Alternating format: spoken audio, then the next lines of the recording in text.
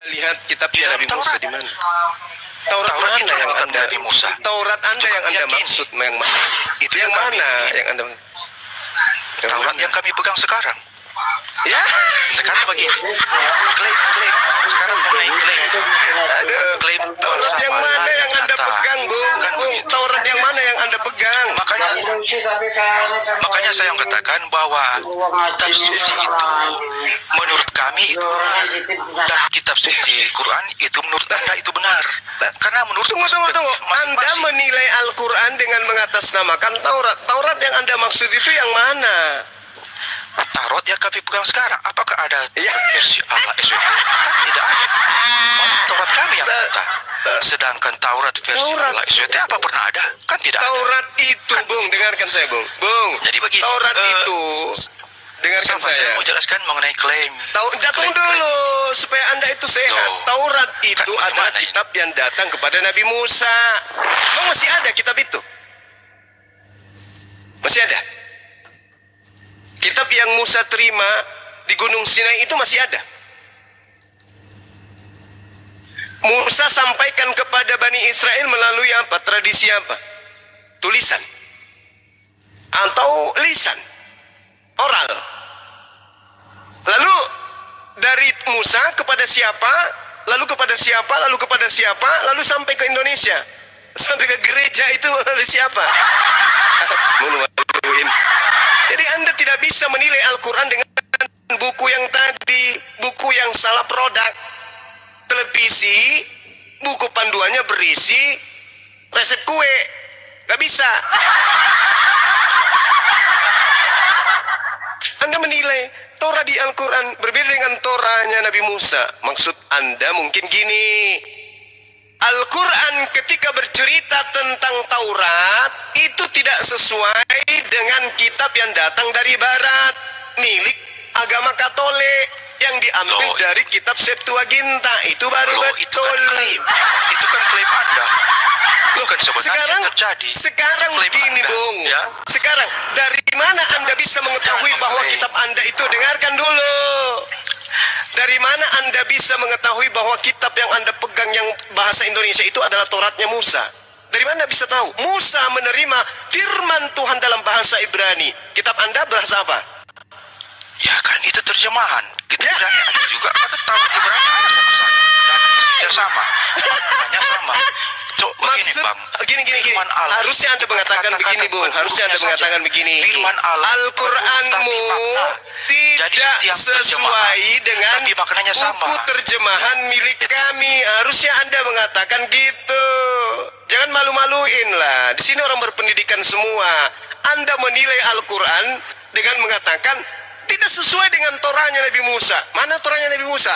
Nggak ada lagi, Bang. Terus yang kau pegang itu apa? Torahnya Nabi Musa? Bukan. Lalu terjemahan entah dari mana datangnya, Bang. Udah malu-maluin lu. Udah Bang Sumo, udah mau Natalan. Rafael, aku mau nanya Anda dulu, Bro. Sederhana ini ya. Rafael, sederhana. Rafael, Anda berdua. Kalau Anda menuhankan Yesus, Rafael, waktu Yesus hidup di dunia, apa sih kehebatan Yesus waktu ada di muka bumi, Bang? Kehebatan dia sebagai Tuhan ya.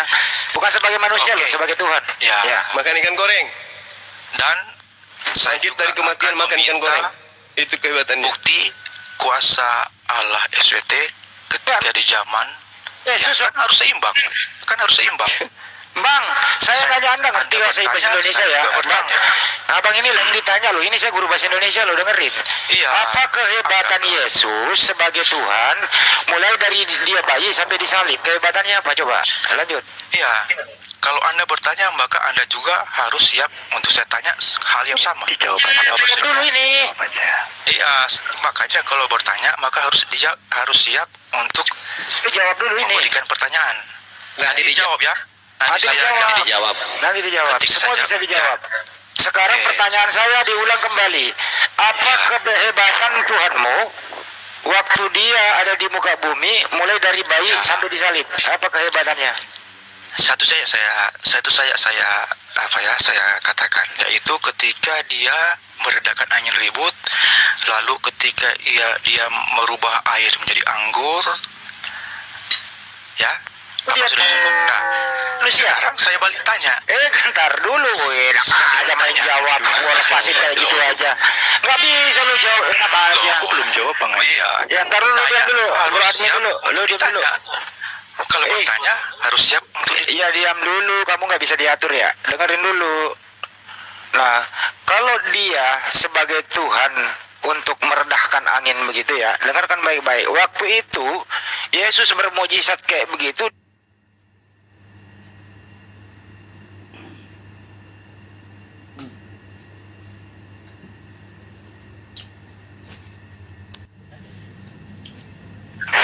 Bingung jawabnya, bingung.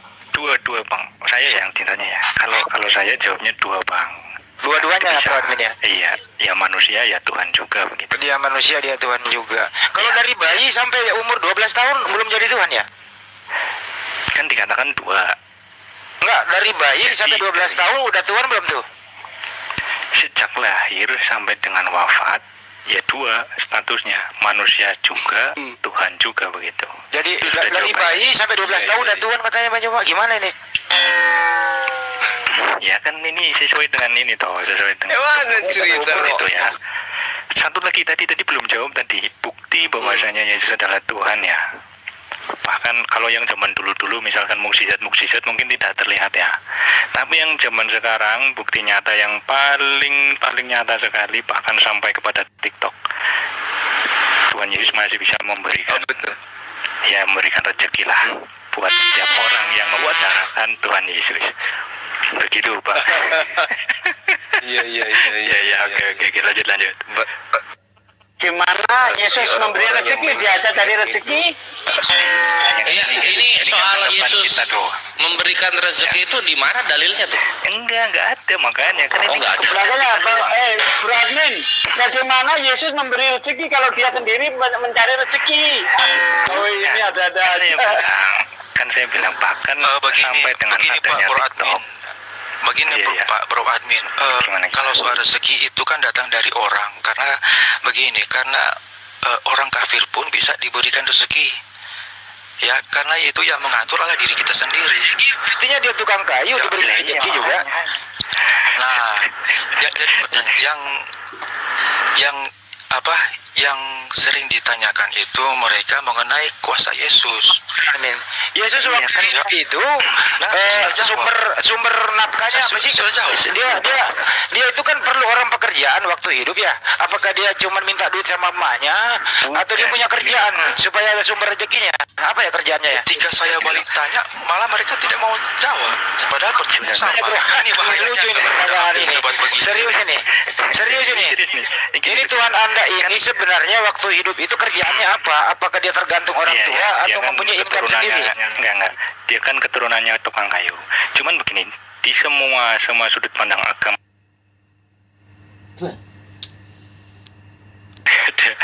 kan anaknya tukang kayu. Belum punya kerjaan. Ya memang gitu kan. Jadi persepsinya seperti itu dari sudut pandang Kristen. Tetap sama yang memberi rezeki adalah Tuhan. Nah bagi kita Yesuslah Tuhan begitu.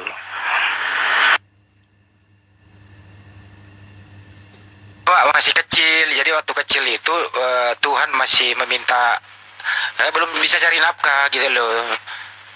Itu kok Tuhan kok gitu ya? Tergantung. Kok Tuhan dirawat oleh manusia ya? Heran saya. Bisa begitu ya? Begini loh Bro Admin, yang namanya masih mencari rezeki tidak mungkin bisa memberi rezeki manusia seluruh dunia, itu nggak mungkin. Yang bisa memberi rezeki kepada makhluk di seluruh dunia bukan hanya manusia saja, itu yang maha memberi rezeki, yang tidak pernah minta makan, yang tidak pernah cari rezeki. Betul. Yesus masih cari rezeki, Bang. Bukan. Jadi Kalau mustahil. Kalau menurut Pak Suki yang memberikan rezeki kepada setiap orang siapa? Bahkan termasuk orang yang misalnya dianggap tidak beriman gitu misalnya. Siapa? Allah. Iya karena Ya, Allah Ini kan kita next ya, Tuhan. naikin lagi ya. Nah, bentar sedikit. Kenapa kita mengatakan Allah? Karena Allah itu nggak pernah minta rezeki. Allahu somad. Allah itu tempat bergantung seluruh makhluk. Jadi kalau terbukti Allah itu pernah minta rezeki, pernah minta makan, nah itu nggak cocok. Dikatakan Allah sebagai sang pemberi rezeki, itu udah nggak cocok. Gitu loh, sama seperti Yesus. Yesus pernah minta makan. Yesus pernah cari rezeki. Ketika dia lapar, dia mendatangi pohon ara. Berarti dia tidak bisa dikatakan sang pemberi rezeki. Nggak mungkin.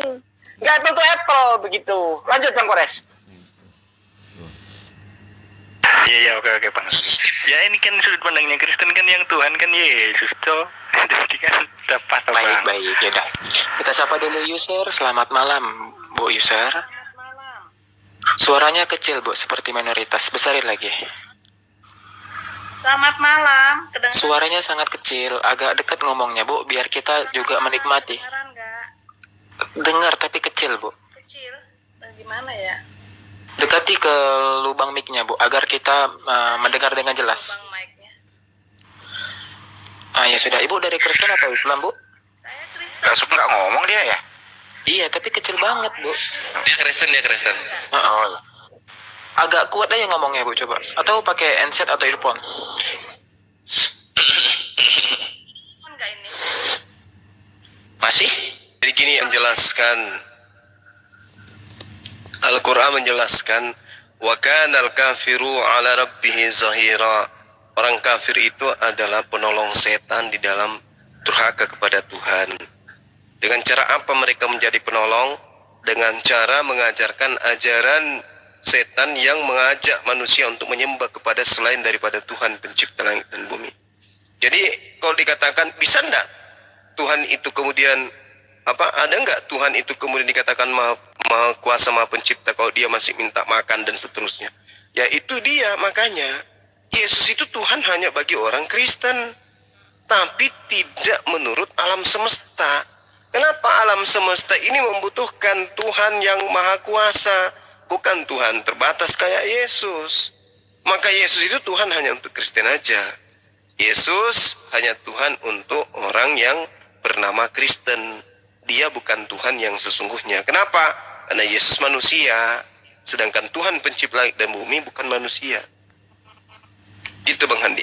Kalau ada yang bisa membuktikan Yesus bukan manusia, baru kita telah lagi apakah Yesus ini Tuhan. Tapi ternyata dia manusia. Dengan kata lain, dia bukan Tuhan. Gitu Bang Handi. Ada nggak di sini yang bisa membuktikan Yesus bukan manusia? Kalau mau buktikan Yesus bukan manusia, yang nggak bisa tau Bang. Kan kita gini loh, walaupun ya memang kita ini kan ya kita dua, Yesus itu manusia juga, Tuhan juga, begitu loh. Jadi nggak bisa dipisah, karena ada klaim-klaim yang sangat manusiawi sekali, ada klaim-klaim juga yang sangat ilahi sekali, begitu loh. Makanya yang kan, ilahi sekali yang mana? ya banyaklah klaim-klaim yang ilahi, misalnya Contoh. misalnya kalau yang langsung to the point ya mungkin di Wahyu 1 ayat 8 itu kan langsung to the point sekali. Di situ dikatakan, aku adalah Alfa dan Omega, firman Tuhan Allah yang ada dan yang sudah ada dan yang akan datang, yang maha kuasa, begitu loh. Sedangkan Tuhan ini kan Akulah firman Allah, artinya apa itu Bang? Iya, ini kan klaimnya Yesus, aku adalah Alfa dan Omega.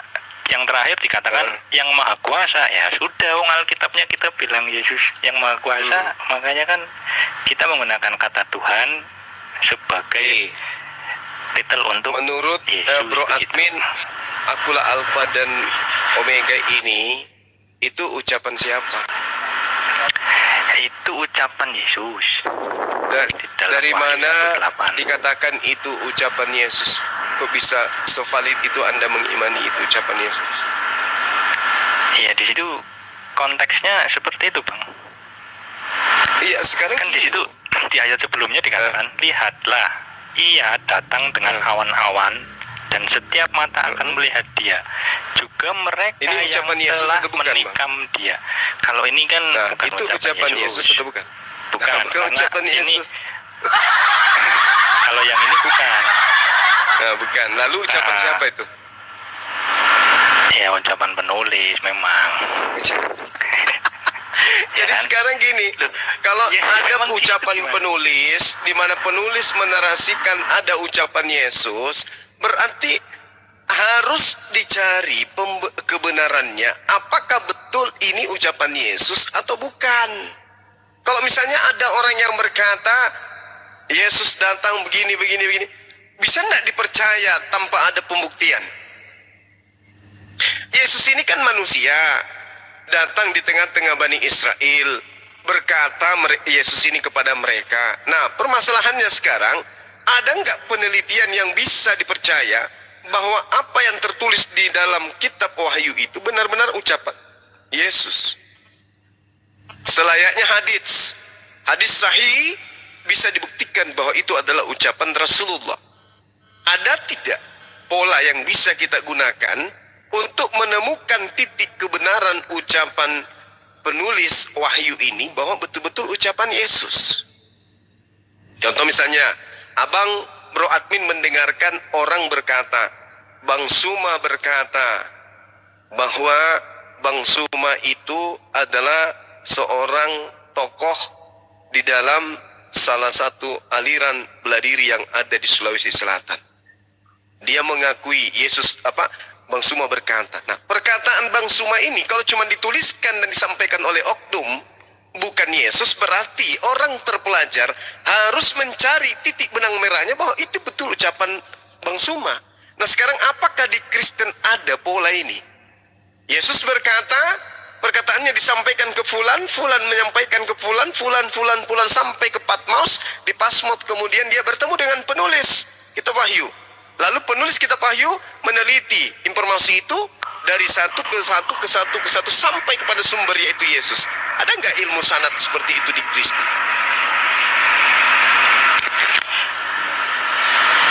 Ya. Kalau ilmu sanad seperti itu memang tidak ada. Yang ada adalah sejak ketemu awalnya. Sebelum kitab suci kita sudah percaya dengan tradisi para rasul atau para murid yang hidup sejaman, dan kemudian tradisi itu atau pengalaman hidup para rasul, para murid diceritakan kepada murid dan dibukukan atau dibentuk di kodek, ditulis dalam sebuah catatan. Dan situ ada narasi dari penulis, ada narasi Tuhan Yesus, ada juga narasi para murid, begitu sesuai dengan cerita yang terjadi waktu itu. Nah, itu dia, Bang. Pengalaman hidup mereka, begitu. Nah, itu dia makanya ada tidak dasar ya kepercayaan di Kristen terkait dengan tulisan-tulisan di Pulau Patmos itu diasaskan dari hasil pembicaraan antara penulis dan Yesus. Ada nggak pola itu?